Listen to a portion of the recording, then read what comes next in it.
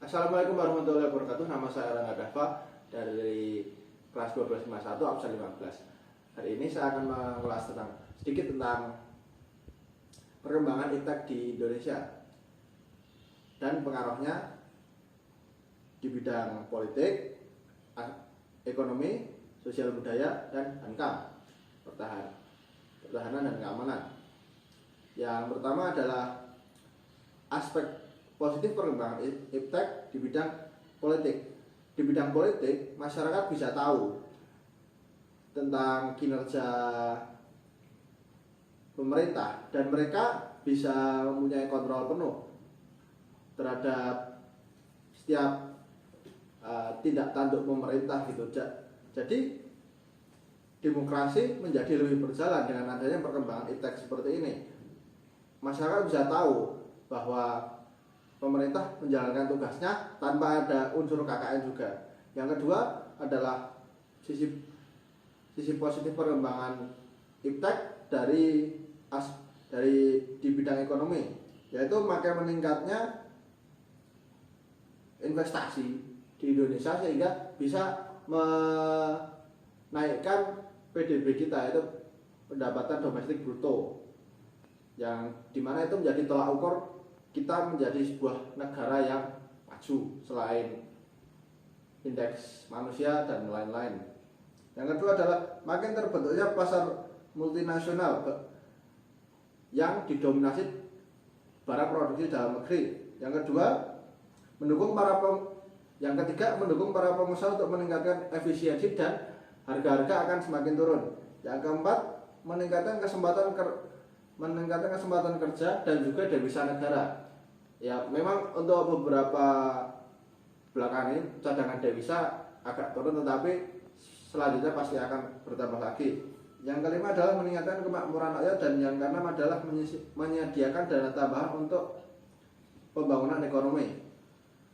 Yang selanjutnya adalah dampak positif dari aspek sosial budaya. Dan dari segi sosial budaya kita bisa melihat bahwa melalui perkembangan iptek kita tahu bahwa budaya lain seperti budaya etos kerja Jepang, budaya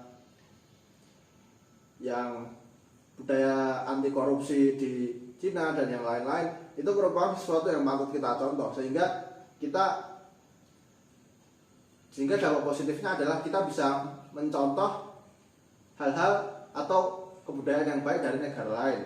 Yang selanjutnya adalah sisi positif dalam aspek hukum, pertahanan, dan keamanan.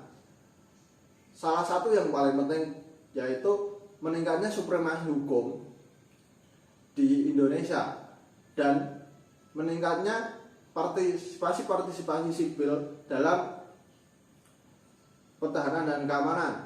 Contohnya adalah beberapa periode yang lalu Menteri Pertahanan bukan berasal dari kalangan militer, tapi dari kalangan sipil. Itu merupakan sesuatu yang bagus, merupakan sesuatu yang bisa dibilang reformasi, karena sebelumnya dari militer dan merupakan dari difungsi ABRI.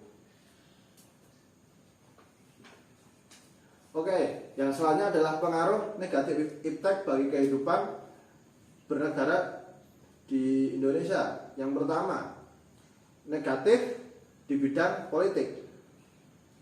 Negatif di bidang politik itu antara lain adalah masuknya ideologi-ideologi baru yang bisa mengguncang ideologi Pancasila yang paling cocok untuk menjadi ideologi kita. Itu merupakan suatu hal yang negatif dan bisa saja muncul paham-paham radikalisme dan juga separatisme yang sekarang sedang terjadi di Papua Barat. Yang kedua adalah dampak negatif di bidang ekonomi. Dampak negatif di bidang ekonomi adalah masuknya barang-barang luar negeri, sehingga barang-barang di dalam negeri menjadi berkurang pasarnya. Dan yang kedua adalah makin banyak investor asing. Jadi Indonesia terkesan bergantung kepada negara lain ekonominya, dan jika satu investor asing keluar dari Indonesia, maka bisa saja mengakibatkan suatu ketidakstabilan ekonomi seperti pada tahun 1998.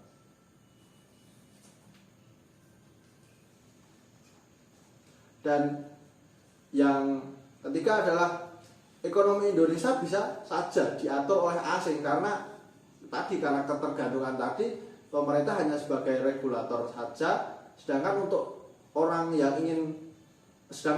yang memberi keputusan itu adalah pihak-pihak asing. Yang selanjutnya adalah dampak negatif di bidang sosial budaya. Banyak sekali ini. Seperti muncul gaya hidup konsumtif, munculnya sifat hedonisme. Hedonisme itu ada gaya yang menghambur-hamburkan uang, sikap individualisme, menurunnya sikap religius, menurunnya sikap gotong royong, dan juga munculnya gejala-gejala westernisasi, di mana itu merupakan dampak negatif dari perkembangan sosial budaya, perkembangan iptek di bidang sosial budaya. Westernisasi itu merupakan sesuatu yang buruk karena mereka cenderung ke ideologi liberal, di mana liberal itu bebas sebebas-bebasnya dan itu tidak sesuai dengan ideologi Pancasila. Yang selanjutnya adalah perkembangan iptek, dampak negatif perkembangan iptek di bidang hankam, yaitu serangan siber ataupun serangan lain yang dalam berbentuk serangan web ataupun internet.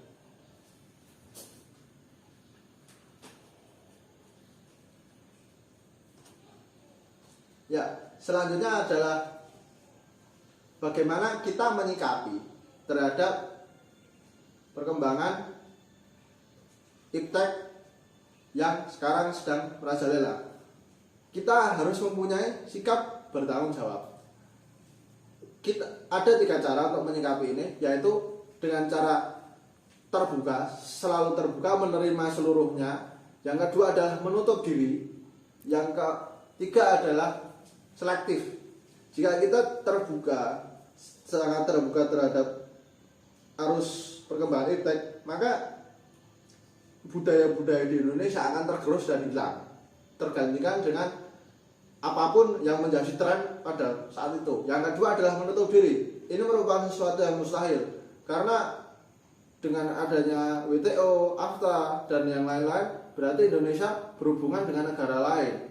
Dan jika kita memutus hubungan dengan negara lain, itu merupakan sesuatu yang sangat merugikan. Yang ketiga ini yang paling bisa diimplementasikan, yaitu selektif. Kita bisa memilah apa yang baik kita ambil dan yang buruk kita tinggalkan. Seperti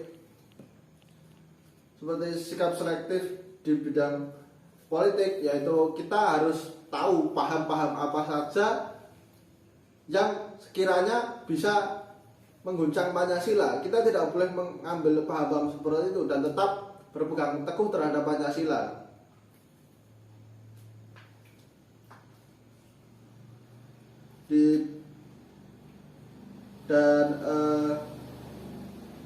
Selanjutnya ada sikap selektif dalam pengaruh iptek di bidang ekonomi, yaitu harus sistem ekonomi dikembangkan untuk memperkuat produksi domestik untuk pasar dalam negeri sehingga memperkuat ekonomi rakyat.